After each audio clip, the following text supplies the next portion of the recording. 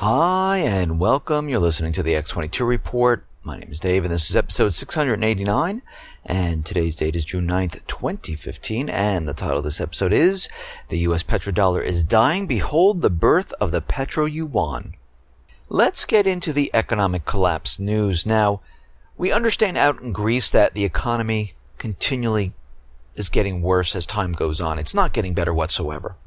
We see now that the Greek economy shrank by 0.2% in the first quarter of 2015, in contrast with the Eurozone, where they're saying that, the Eurozone has grown by 0.4% between January and March. This is coming from Eurostat. Everything looks great. It's just Greece. They're the problem.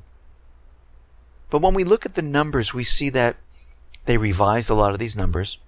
They manipulated the statistics to make it look like the Eurozone is just doing absolutely fine. There is a recovery, and out of all the 28 nations, it's only Greece that's having the problem. They're the only ones that are having this problem. Everyone else is fine. And they've been telling us this since 2008, when they told us that Greece was fine after the first tranche, after the second tranche, after the third tranche. They continually let us know that they're growing, the economy's getting better, and then we come to find out that all of that was a lie. Well, guess what? All the other Euro nations, they're all in different places, they're all not the same, so they're all not in depression, but a lot of them are starting to really fall apart. And they understand this, they know. Cyprus is saying, listen, we're willing to reach an agreement with the creditors if they made a few concessions.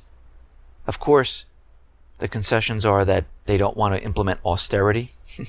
They don't want to hit the pension system. They want to spur economic growth, and the central bankers, they can't have this. Absolutely not.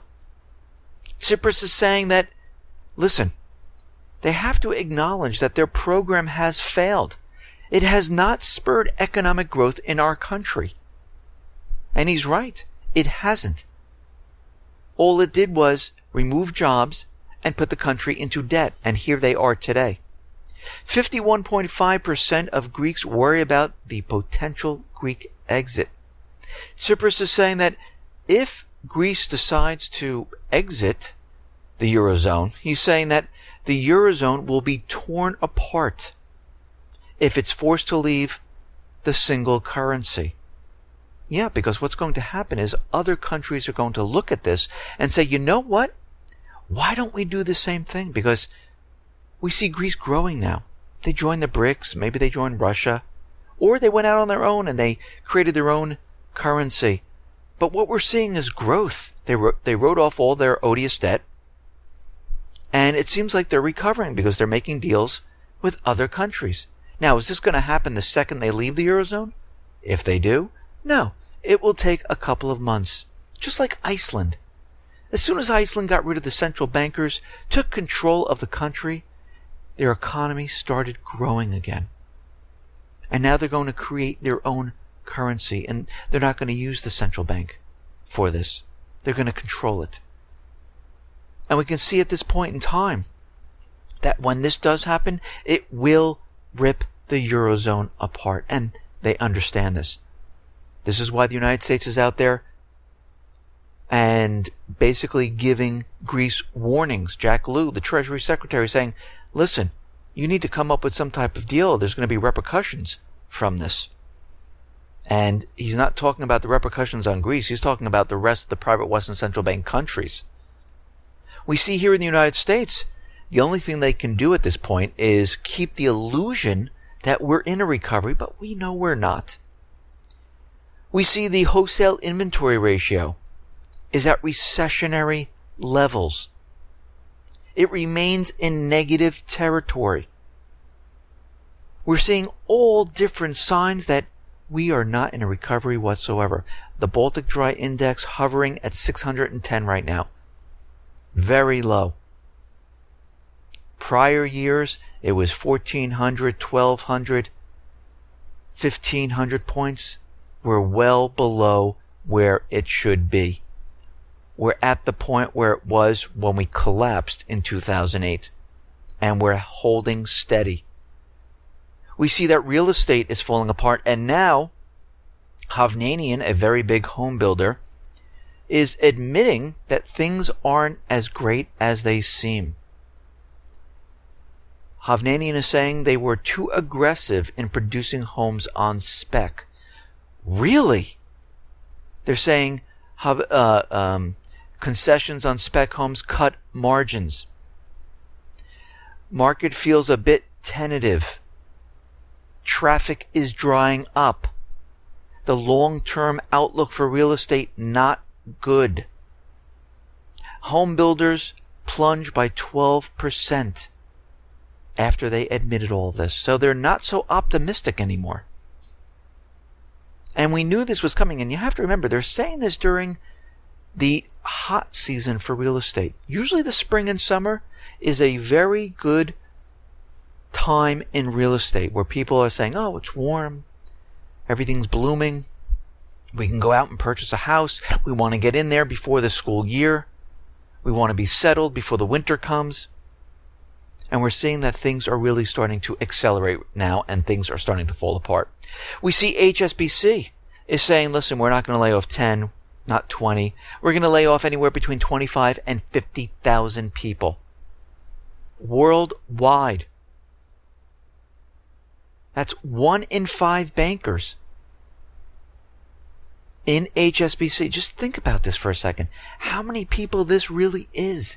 How many people are going to be looking for these jobs? Because JP Morgan just said they're going to be laying off 5,000. And we're going to see a lot more banks saying, you know something? We got to cut our staff. Where are these people going to find work? But again, the BLS is not going to recognize these job layoffs. Why? Because they don't have to.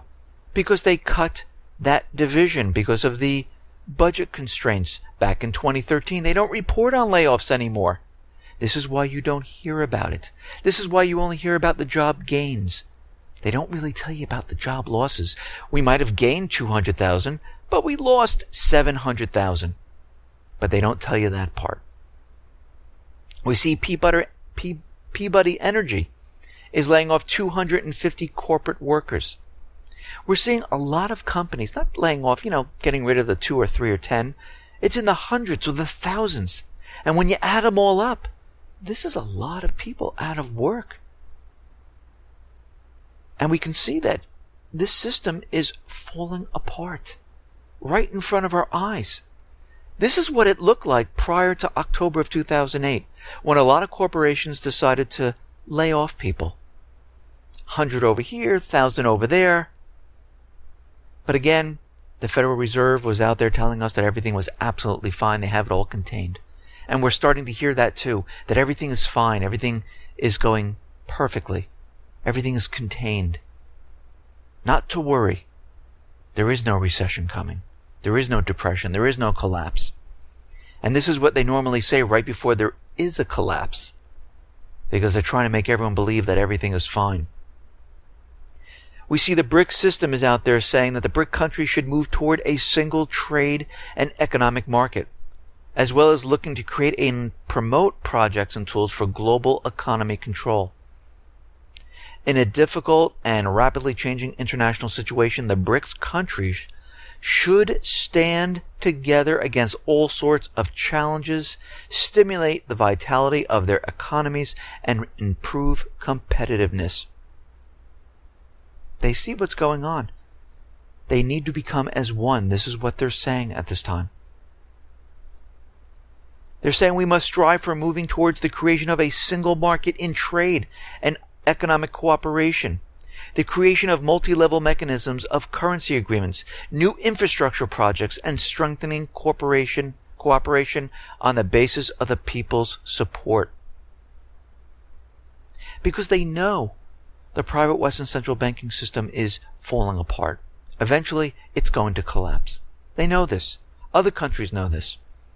This is why they're protecting themselves by having bilateral trades with China, with the yuan and renminbi, becoming hubs for the yuan and renminbi. This is why a lot of countries join the AIIB. They realize that, the system's falling apart. We need to protect ourselves when that time comes. We see the PetroYuan is being born as the petrodollar dies. The petrodollar, this is how it works. Oil export countries would recycle the dollars they received in exchange for their oil exports by purchasing more U.S. dollar-denominated assets, boosting the financial strength of the reserve currency, leading to even higher asset prices and even more U.S. dollar-denominated purchases, and so forth in a virtuous loop. Countries are now bypassing the dollar. Russia and China, together with Iran and ever more developing nations, have transacted among each other, completely not using the dollar. Instead, they're engaging in bilateral trade agreements. And as we can see, as time goes on, and they're not using the dollar, these countries will no longer need the dollar in reserves. And they'll send it back to the U.S., which will devalue the dollar, and we will see hyperinflation here. China wants to push the yuan to play a prominent role in the settlement of AIIB transactions and may look to establish special reserves in both the AIIB and Silk Road to fund the yuan-denominated loans. China and Russia indicated that going forward, more trade between the two countries would be settled in yuan. Russia's third largest oil producer is now settling all of its crude sales to China in renminbi. This is a clear sign that the Western sanctions are not working, and they've driven China and Russia closer together, and they're using their own currencies. If we put this all together, what is this? Well, the PetroYuan represents the intersection of a dying petrodollar and the birth of the PetroYuan. This is what we are seeing right now. We're seeing a birth of a new system and the death of an old one. And of course, the U.S. is not going to stand by and let this happen. Now, we know the yuan renminbi, it is slated to become the reserve currency in the fall of 2015. And we know the United States is not going to let this happen. They're going to do whatever they possibly can to stop it. And we see signs of this already. We saw it from the Treasury Secretary Jack Lew already, saying that the yuan is not ready. It's undervalued. Of course, the IMF is coming out saying that, no, it is fine. It's not undervalued anymore. We know and we understand there was a cyber attack and they blamed it on China. And of course, as we know, this is a false flag because an advanced state actor, it's very, very difficult to figure out where this attack is actually coming from. And as soon as they come out with it hours after it happens, you know for a fact that this is complete propaganda. So they're playing on this propaganda. And there's 2 U.S. senators that are urging the IMF to deny China's attempts to have the yuan recognized as a reserve currency. Well, that didn't take long, did it?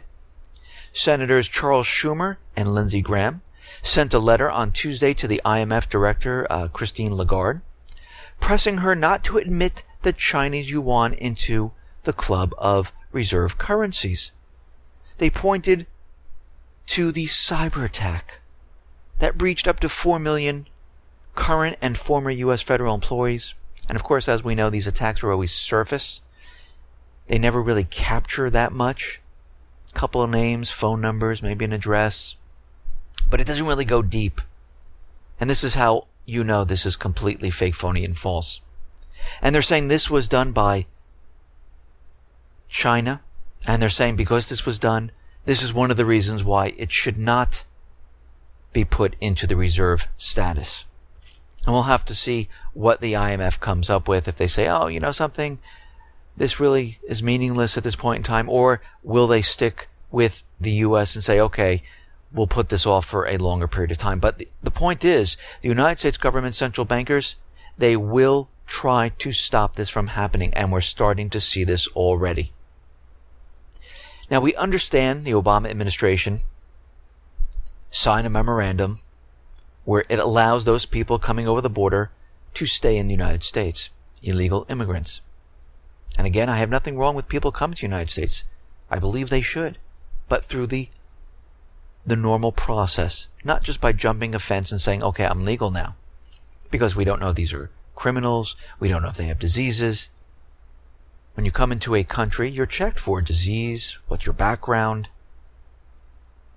But we can see the president does not want this because his puppet masters, they want more illegals in the country. They get work permits, they can take out student loans, they can take out auto loans, they can join the army. It's a fresh new batch of people that will work for low wages. And we know last year we saw a surge in the spring of children and mothers coming over the border. And right now, we are starting to see and hear the same thing once again. From the Border Patrol, a spokesman is saying that, yes, we are starting to see a surge just like we saw in 2014. They're not the same numbers as 2014 because it's early right now, but it looks like we are in the opening stages. And this is coming from Agent Chris Cabrera. The number of women, children, and incomplete family units attempting to cross the border has begun to rise again. Because again, they need these people to prop up the system. They can work for the corporations because they are not hit with the penalties for Obamacare. They can take out student loans. They can take auto loans out and prop up the bubbles. This is what it's all about. This is why Obama, when we had the elections in last year, he waited for after the elections to sign his memorandum. And we can see at this point in time, it's all part of what they're trying to do here. We see right now Obama promised that he was going to dismantle the NSA and he was going to have reforms, and he's against the NSA or any other agency spying on the Americans. And we always know every time he comes out to say something like this, it's always a lie. It's always the opposite. We know he signed the USA Freedom Act, which allows the U.S. government to continually spy on the people. The Obama administration has asked a secret surveillance court to ignore federal court that found bulk surveillance illegal and to once again grant the National Security Agency the power to collect the phone records of millions of Americans for 6 months. So he doesn't care what the people think, want, if it's violating the rights of the people. No, because this meld of government and corporate and central banking, they don't care. They need to know what you're thinking. They need to steal investment ideas. They need to blackmail people. This is why they need this system. The legal request, filed nearly 4 hours after Obama vowed to sign a new law banning precisely the bulk collection he asked the secret court to approve, also suggests that the administration may not necessarily comply with any potential court order demanding that the collection stop. And we know he's going to continually keep this going. He has orders. He has to. And this is why people need to start protecting themselves, because we know this is not going to stop. They're never going to end this unless, again, the people join together and we remove this government and we dismantle everything that they created. But there are certain ways that you can protect yourself. There's encryption, of course. You also can do it with a product called Block It Pocket. It's a case that has silver, copper, interwoven into a fabric, and you can slide your cell phone right into it. It will block the signal. It also blocks the deadly radiation emitted from the cell phone. And it will give you peace of mind. So wherever you go, you're not tracked. And you can find this at blockitpocket.com. You can also go out on the web and search how to create your own encryption code where the government doesn't have your method or your key. And we can see now tech firms are out there, and they are appealing to the White House to leave the encryption alone. Now, do I really believe them that they're not giving the White House the method because once they have the method, they can break the system and find the key. And they're trying to convince everyone to feel better about using their systems like Google, Yahoo, Apple, that they're trying to tell the government, no, our customers like feeling secure. Well, I don't know if I feel secure with them. And we can see at this point, these same companies handed over your information and opened back doors for the government once before. How do we know they're not still doing this? We don't. And again, this is in violation of our rights, the Fourth Amendment, and other rights. But again, the U.S. government central bankers, they don't care. They don't care if they violate rights. Actually, they would love to get rid of the Constitution and the rights of the people. It would make it so much easier for them, not for us. We can see that they're trying to push the TPP, the TTIP, and many countries around the globe are protesting against this. I mean, Dutch watchdogs launched a Twitter campaign against the free trade deal.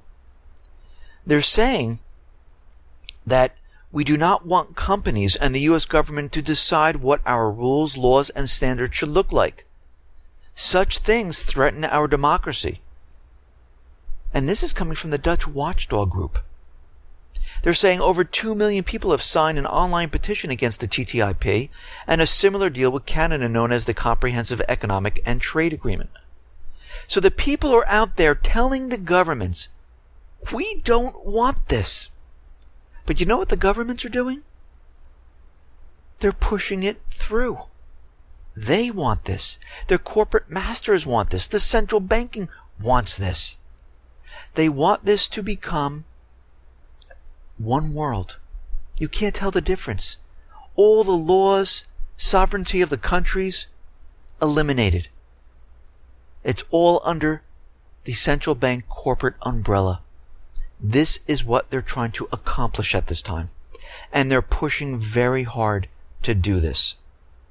Now, out in Ukraine, we see Yatsenyuk meeting with the U.S. officials. And we see Yatsenyuk is looking to sell off different state-run companies to U.S. investors. This is what the central banking system does. It puts a country into debt. It makes the people suffer. It implements austerity, and then they privatize. They slice it up. They sell it off to investors. And we see this happening in Cyprus. We see it in Greece. We see it in Spain, Italy, and now we're seeing it in Ukraine. These countries are in deep amount of debt, and we see the central bankers maneuvering and pushing into the country to take bits and pieces of it. We see the Ukrainian troops are continually shelling the Donetsk airport. They're saying there are mortar fires, artillery firing, hitting the airport. And of course, Kiev, no penalties, no sanctions, nothing. They can violate the Minsk II agreement whenever they want. And we have to remember, the OSCE head decided to resign, saying the truce is dead. And we can see at this point in time, it is dead. We're getting reports now that Ukrainian forces have pulled one brigade to the disengagement line in Donbass. The OSCE observers saying, yes, this has been confirmed.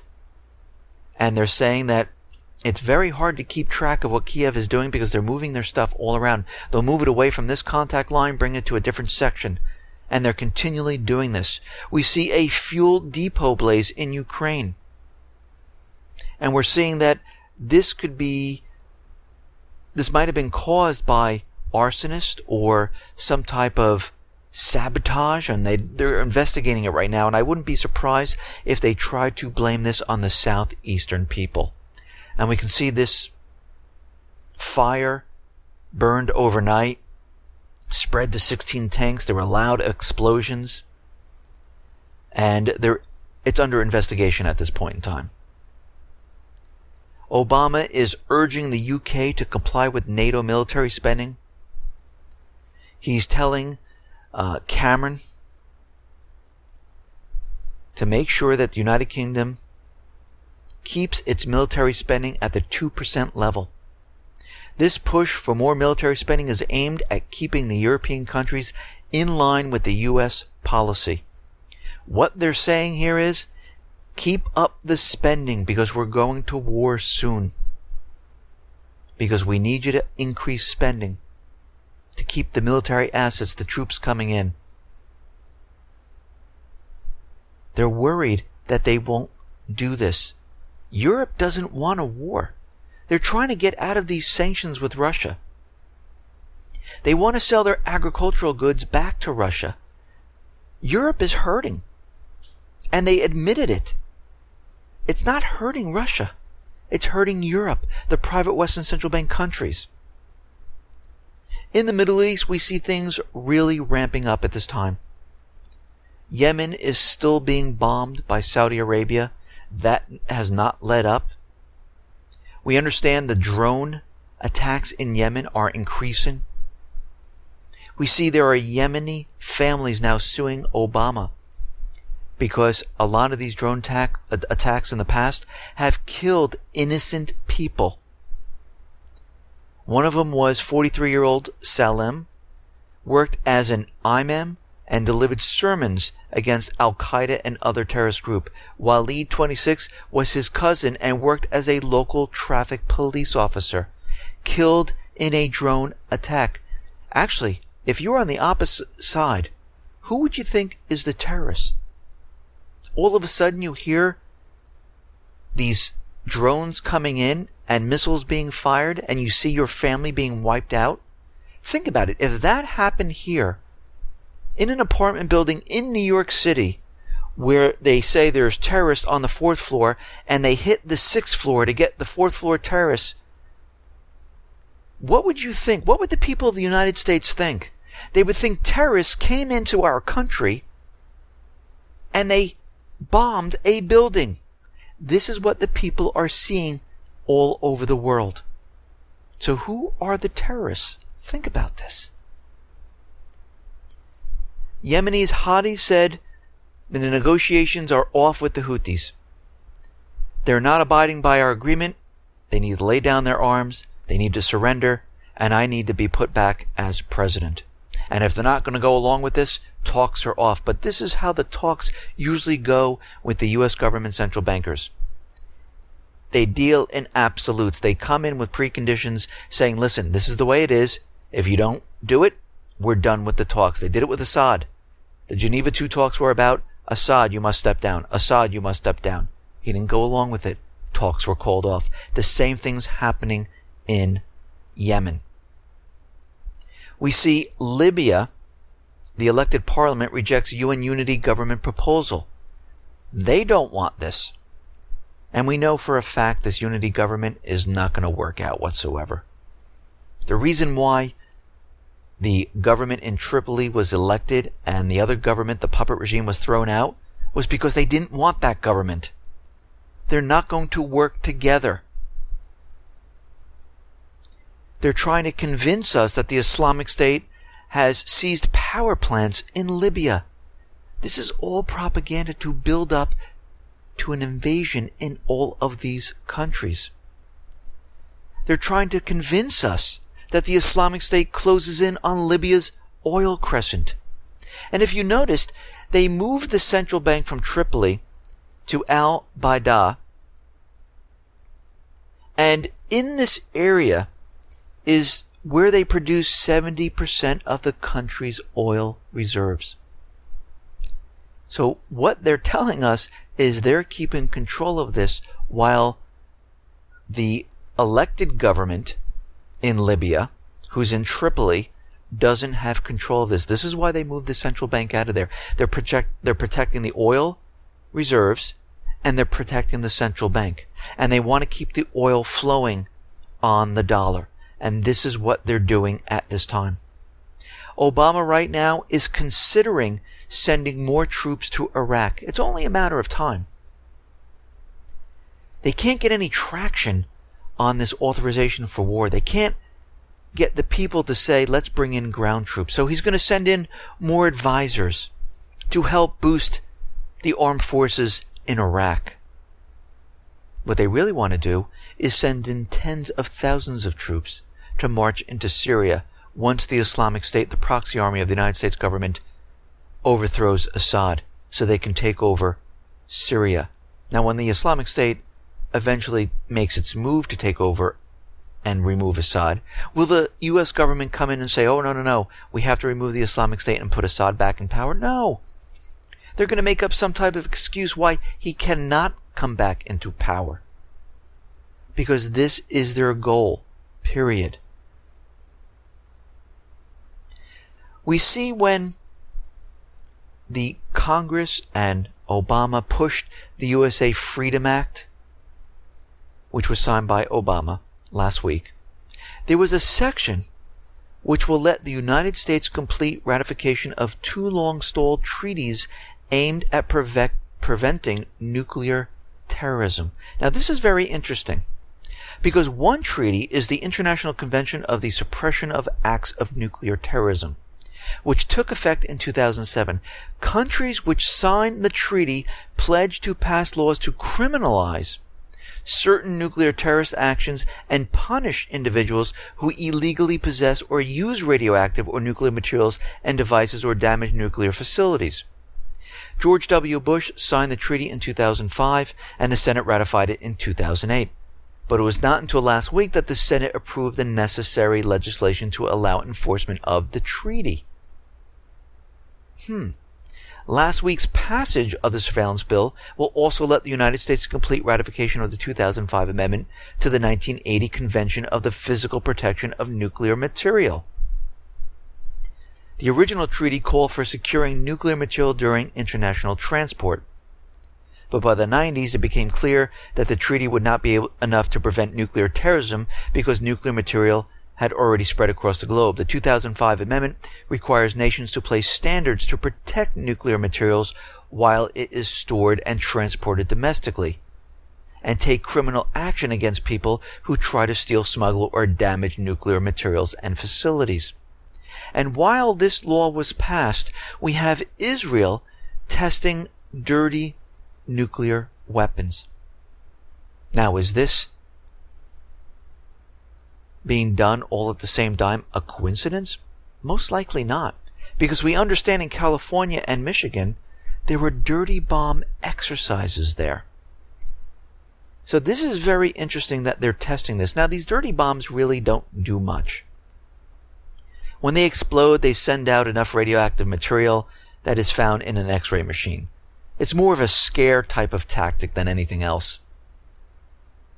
But it's very interesting how this is all happening all at the same time, with the USA Freedom Act, the dirty bomb exercises, and Israel testing these dirty nukes in their country. And then today we had a bomb scare in the White House briefing room, and they were evacuated. And we see very strange occurrences. We realize things are being set up. We understand the government is getting ready and pushing a false flag, and it's only a matter of time. And I wouldn't be surprised if they tried to use this dirty bomb to be connected with Iran somehow. Or if they might use it to pin this on the Islamic State to get the authorization for war moving. But we know there is an event. We know it is to push war, to make people do things they normally wouldn't do, to get people to give up their rights. This is what it is used for. It's to keep people in fear. But when you learn that it is the U.S. government and their agencies creating this with other governments, you start to realize that why should I be in fear? It's our own government. That's the place where we need to stop this. This is where we need to point our fingers to say, yeah, we know it's you. And if we get enough Americans out there saying, yeah, we know it's you, we know this is what you're doing, we won't be afraid anymore. We won't allow them to take our rights away. We can finally stand up and say, no, actually, we're going to stand by our rights. We want the pat-downs at the airport stopped. We want our freedoms back, and we're going to stand here and show you that we're not giving them up. Listen, everyone, thanks a lot for listening. Be well, be safe, and especially be prepared. Thanks a lot.